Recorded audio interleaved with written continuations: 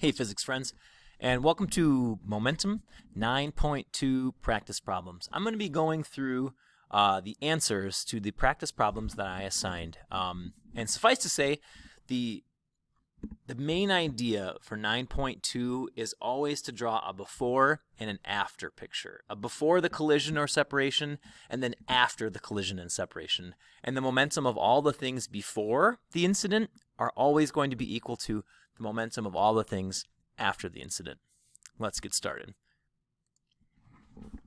So, first one. I'm going to start off drawing my picture.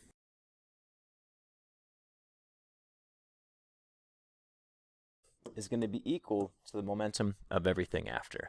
This thing, each of these is 30,000 kilograms. This one's moving 2.2 meters per second, and this one's moving 0 meters per second. Pro tip, since I know that they hit together, I know what the answer is going to be before I do any math. Like, I know that the velocity of them after is going to be 1.1. Because if you double your mass, you're going to go in half with your velocity, and they double their mass because these two things link together. And I'll just show you kind of the math, how that all works. So what we're going to do is we're going to take the mass and velocity of each thing before and after. So before, the mass is 30,000 and the velocity is 2.2. And the mass of this one, again, is also 30,000 times its velocity 0. This mass is 60,000 times its unknown velocity v. So this goes away, and you end up with like 6.66,000, and then you divide that by 6, and you get 1.1. Pretty straightforward. But again, I kind of knew that ahead of time, knowing that if they double their mass, then their velocity goes exactly in half. Let's make a before and after picture. So they stick together. So you take the mass times the velocity plus the mass times the velocity equals the mass times velocity. Now this one is very similar to the last problem in that they're sticking together, but now the masses aren't equal. This has a very small mass.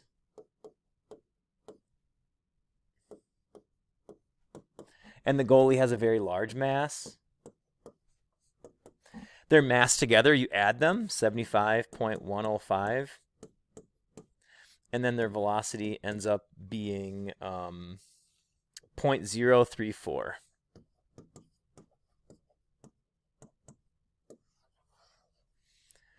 When this cancels, so you take this times this, divide by 75.105, and you end up moving off slower. And that kind of checks out. Like, it's initially moving at 24 meters per second, so I know that they're together going to be moving pretty slow because of that. Here's another idea, an embedded. So we've got a bullet.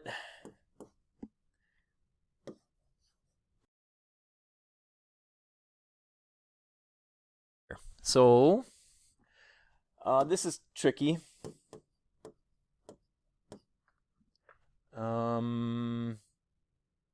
We don't know the velocity of the bullet.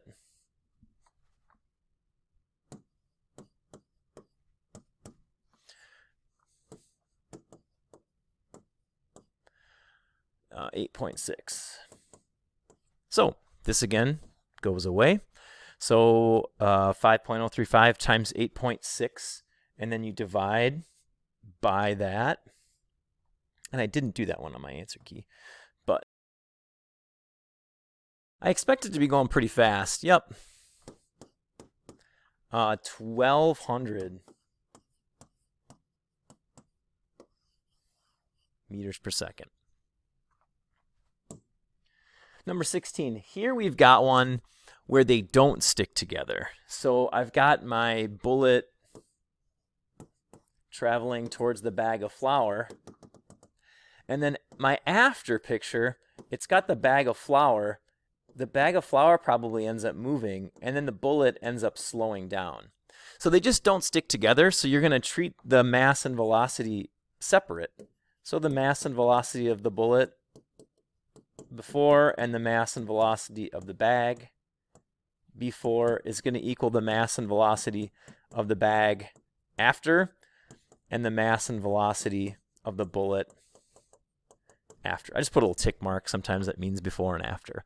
So my mass, 0.035, 475. Mass of the bag, 2.5. And it's not moving. The mass of the bag, still 2.5, because we don't gain the mass of the bullet. How fast is the bag? So we don't know how fast the bag is going. The mass of the bullet, again, 0.035. And it slows down to 275. So here you can do this, where this goes away. So we'll take 0.035 times 475, and then we'll subtract this quantity, and then we'll divide by 2.5. So our ending velocity comes out to be 2.8. So this bullet lost some of its momentum. Its momentum was given to the bag, which ends up moving this way at 2.8 meters per second. Number 17. Same bullet, and the bullet bounces backwards. So here's one where you're going to have a negative velocity. So we just got to be careful of all that. So here's some steel sphere at rest. My before picture, my after picture, my bullet bounces the other way, and my sphere probably goes that way. So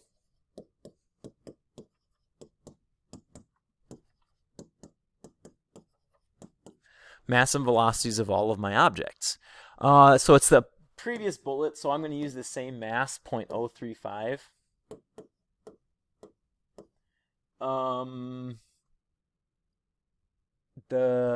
So I'm assuming it's got the same initial velocity too, so I'm going to go with 475. The mass of the ball, 2.5. And it's initially at rest, I think it says. Yep. The mass of the bullet, 0.035. Its velocity, -5. That's important that that's negative. So this goes away. And if this was moving, I mean, this could be moving this way, then you just put in the negative velocity, or it could be moving the opposite direction, then you'd make it a positive velocity, just in case any of that ever pops up in any of your problems here. So solving this for the letter V ends up to be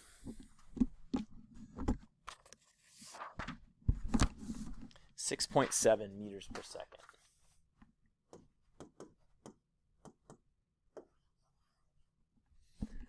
This thing ends up going this way at 6.7 meters per second.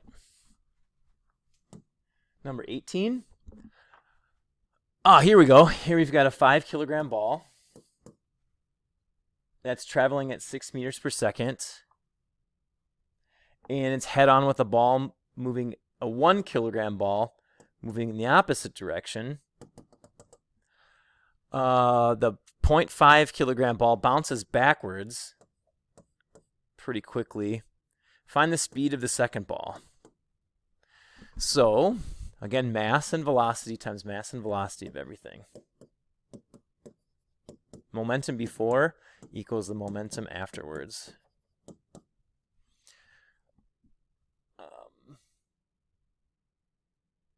0.5 kilograms. I think I kind of mixed these up. This should be the small one. My picture here. 0.5 kilograms, and it's traveling at 6 meters per second. And this has a mass of 1, so it's twice the size.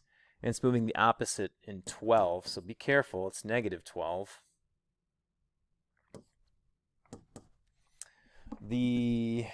Let's flip this around as well.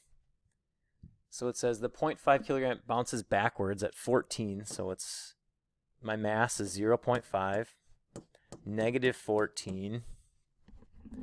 The mass of this one was 1. What's the velocity of it after the collision?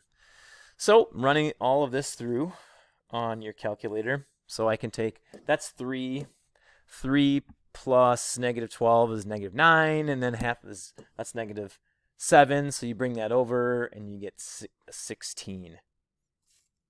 I'm sorry, 6.7.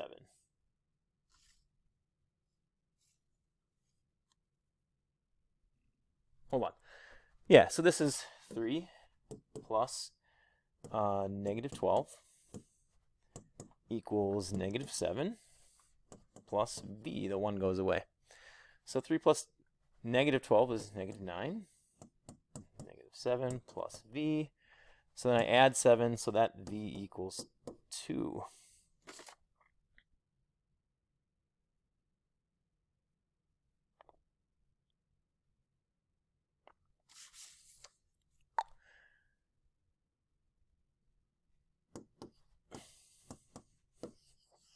So it ends up going 2 meters per second backwards.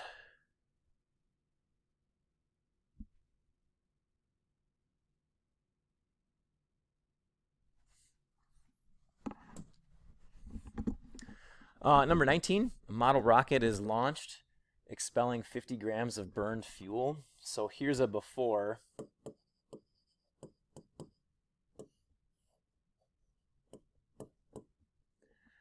And then my after. I still have that same rocket, except it's ejecting mass and it's going this way. So my momentum before, my mass and velocity of the rocket plus the mass and velocity of the fuel is same mass and velocity of the rocket plus the mass and velocity of the fuel. In this case, I'm going to say that up is positive. At the beginning, they're both still. So the velocities of both of them are 0.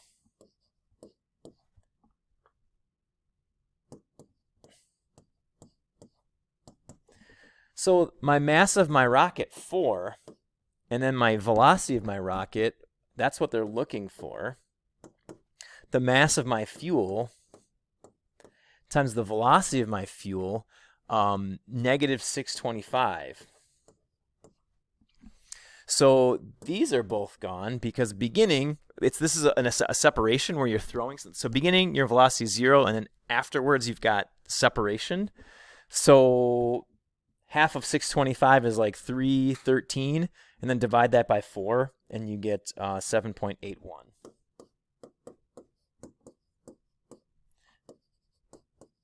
So my rocket is moving this way at 7.81 meters per second after expelling that material. Maybe, and then they're also saying that it ignore gravity. So maybe this thing could be launched sideways. So maybe it's better to think of it actually sideways. So instead of launching it straight up, maybe we could launch it to the side. There we go. That makes a little bit more sense. So then we don't have to fight gravity. So now we would be going 7.81 to the right. Number 20, a thread holds a cart and the cart together. After the thread is burned, it's a compressed spring, pushes them apart. Okay, so I've got 2 carts, a big one and a small one. There's a spring in between them, and there's a thread connecting them that they're burning. So before and then after. After the spring releases, it's going to fire this cart to the left, and it's going to fire the big cart to the right, and it wants to know what are the mass and velocities of them. So before, everything is 0 because they're still. Mass and velocity of everything before is 0. So the mass and velocity, 1.5. So negative, I'm just going to keep it centimeters per second. That's legal. Negative 27. And then this 4.5, they want to know its velocity v. It's okay to leave it as centimeters per second. Just know that when you solve for the letter v, that's also going to be in centimeters per second. So 1.5 times 27, and then divide by 4.5, you get 9. So this thing's going a lot slower, which that makes sense because this thing's going really fast. This one's going to go slower because it has more inertia. So I do expect it to be a little bit slower. And then the last one, 21. Carmen and Judy dock a canoe. Carmen moves forward at 4 as she leaves the canoe. In what speed and direction do the canoe and Judy move? Okay.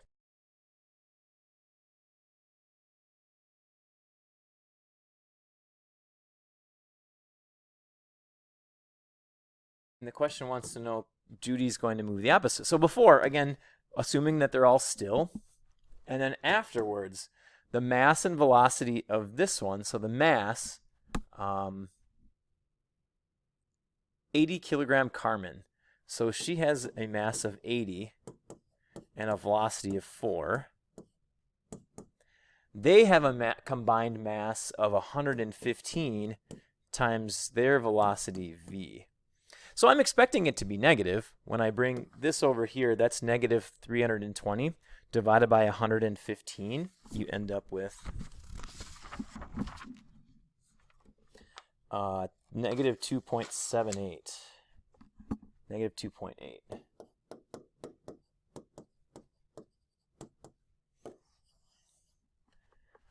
Maybe you've seen this. I don't know if you see somebody running in a boat. If they run in the boat goes because you exert an equal and opposite force, and because boats float on water, they can both move.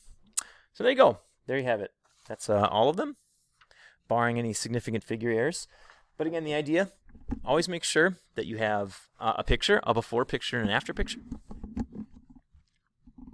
And your masses and velocities before equal your masses and velocities afterwards.